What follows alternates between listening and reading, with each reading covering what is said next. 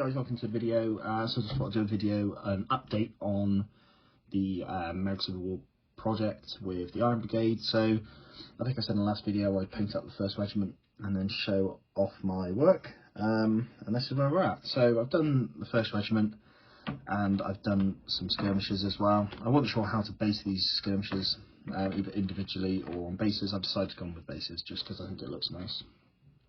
So yeah, same poses as this regiment, but I've done them in 3s rather than 4s just to make them stand out a bit more, and make it a bit more obvious they're not sort of line troops perhaps. So yeah, let's take a look. So I did actually have these guys painted quite a while ago. I was just waiting on the flags to arrive from Flags of War. Now they have, and yeah, so I think I said this is the 2nd Wisconsin, mainly because they sort of have quite a fighting unit. They're at Bull Run. You know, they're one of the first units to see action out of the Iron Brigade, so I thought I'd use them, represent them with these sort of firing poses. And that's it basically. So yeah, flags were Flags of War.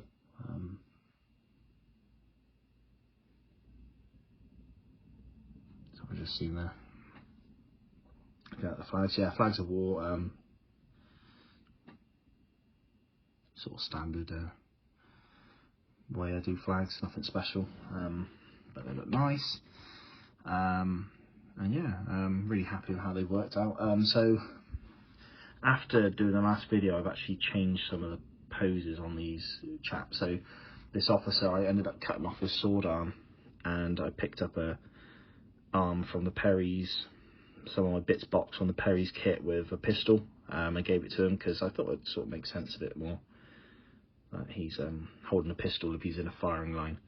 So that's, you know, that's why he's done that. Also, I've got a pipe.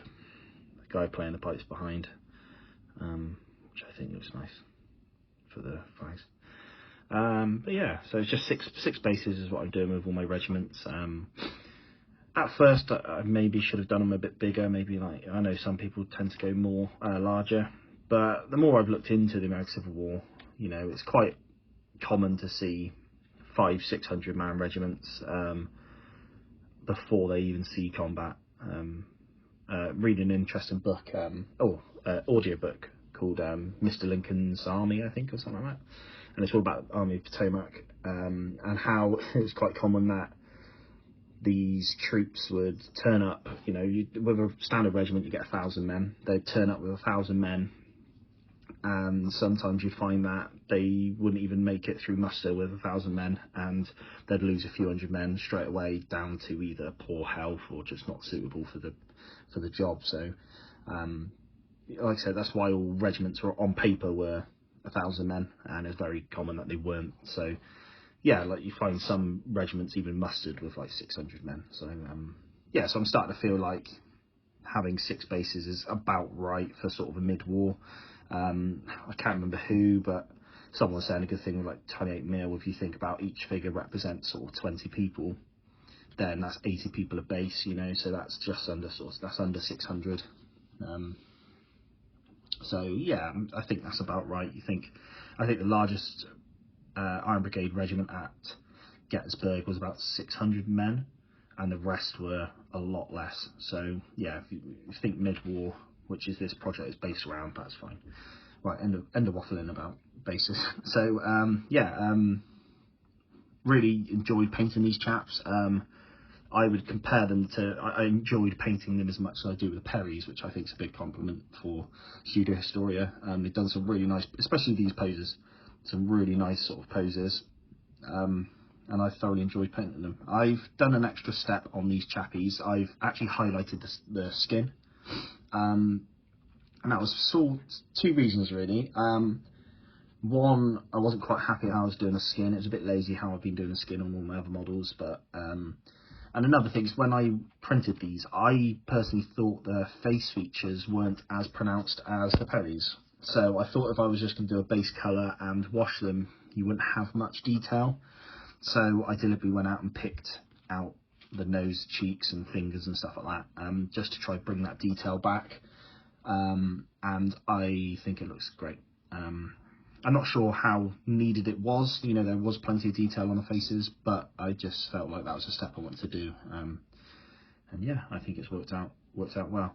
And I've painted up an officer as well. So this is Robert Shaw from the Studio Historia personality pack. I think I showed him in the last video. I've actually painted him up now. He's representing the Brigadier for the Iron Brigade till I print him, because I haven't printed him yet, which I was meant to do ages ago, and I just haven't done it. I haven't done any printing for ages. So yeah, Solomon Meredith is the commander at Gettysburg for the Iron Brigade. So yeah, that's Shaw's representing him until I print him. So yeah, first regiment sort of done. Like I said, I really enjoyed it. Yeah, I wish this camera would focus it. Yeah, really enjoyed painting them. Again, it's I could have done a lot better paint job. I tend to do it a bit quick and easy.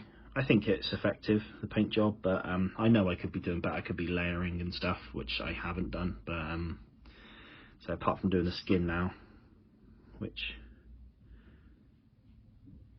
I think works well. Yeah, there's that. So first regiment done. I guess we'll quickly talk about the rest of the project whilst we're here. So yeah, I've got the rest of the flags from Flags of War for the Iron Brigade. Here we go. You know.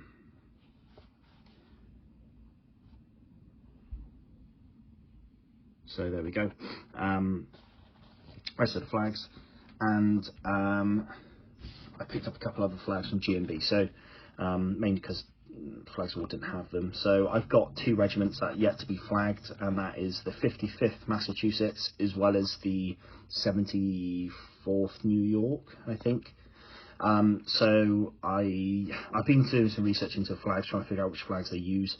I couldn't figure it out. So 55th, I've just gone with this Massachusetts state volunteer flag with the white flag to match the 54th, because I've seen it said that the 55th Massachusetts was the sister regiment of the 54th, so I thought I'd give them the same flag.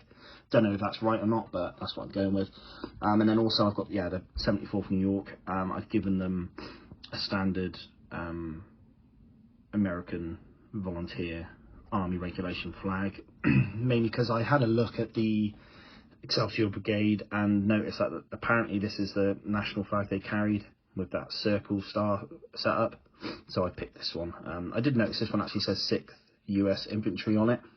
I don't know why it says that, if it's meant to be sort of a generic Army US regulation, but I don't care much about that. I can just mess around with it if I need to, or just have it on there, it's fine.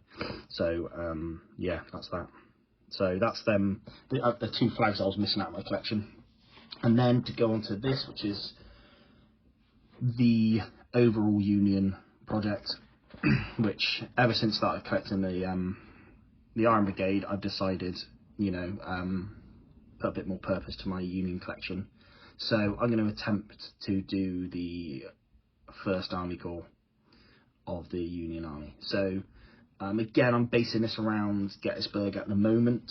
I know it's quite a cool corps to it's got big names in it, like Hooker had it at one point. So yeah, I thought I'd base it around Gettysburg, where Reynolds commanded it before he died, and yeah, I thought focus on 2nd Division first.